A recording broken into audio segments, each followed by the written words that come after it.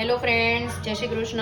Welcome back to my YouTube channel Vraj Cook. તો friends, આજે આપણે કેક બનાવશું જે મેંગો વિથ રબડી કેક. ખૂબ જ સરસ ટેસ્ટમાં લાગે છે અને પહેલાં છે ને મેં કેરી લઈ લીધી છે અને છિલકા ઉતારીને આપણે પલ્પ રેડી કરી લેશું. એક બાઉલ લઈ લેશું. એમાં આપણે અડધો કપ પલ્પ જે રેડી કર્યો હતો એ અડધો પલ્પ આપણે લઈ લેશું.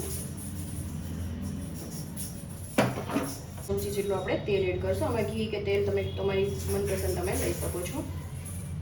હવે સરસ રીતે આપણે ફેટી લઈશું. એલચી લઈ લીધી છે એ પણ આપણે ઉમેરી દઈશું. 1 કપ સૂજી લીધી છે એ પણ આપણે એડ કરી દઈશું. હું અહીંયા દૂધ લઉં છું. સરસ રીતે આપણે મિક્સ કરી દઈશું. અહીંયા 10 મિનિટ માટે એને રેસ્ટ આપી દઈશ. તો 10 મિનિટ થઈ ગઈ છે ફ્રેન્ડ્સ, અને આ ઉપર છે ને કેરીનો પલ્પ જ છે. અહીંયા બેકિંગ પાવડર અથવા તો તમે ઈનો પણ એડ કરી શકો છો. ફરી આપણે એક જ ડાયરેક્શનમાં આપણે મિક્સ કરી લઈશું.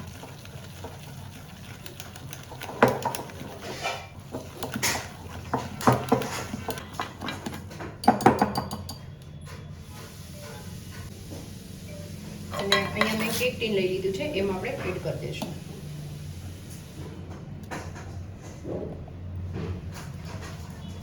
રીતના 2 થી 3 વાર આપણે ટેપ કરી લઈશું અને 170 ડિગ્રી ઉપર ઓટીજીમાં 20 મિનિટ આપણે બેક કરી લઈશું. અને પહેલાં એને છે ને મેં 10 મિનિટ માટે પ્રીહીટ કરી લીધું હતું. જો તમે માઇક્રોમાં ઓવનમાં કરતા હોય કન્વેક્શનમાં તો એ રીતના રાખવાનું છે. અલગ અલગ ટેમ્પરેચર હોય છે એટલા માટે. ફ્રેન્ડ્સ, રબડી બનાવવા માટે છે ને મેં અહીંયા દૂધ લઈ લીધું છે.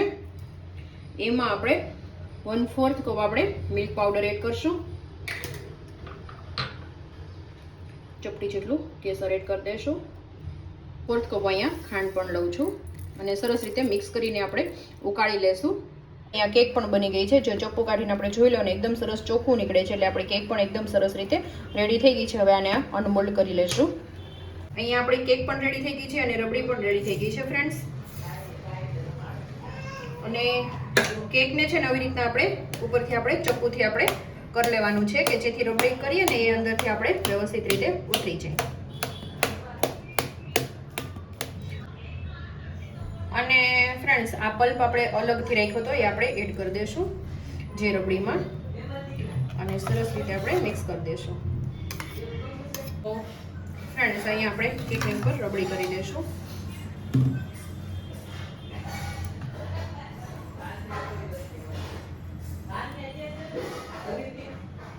એ ઉપરથી આપણે કેરીના પીસીસ એડ કરી દઈશું. આપણી જે મેંગો વિથ રબડી કેક બનીને રેડી થઈ ગઈ છે. હજી કેરીની સિઝન છે તો તમે લોકો ઇઝી રીતે એકદમ સરસ, બહુ જ ખાવામાં ટેસ્ટી એવી તમે બનાવજો.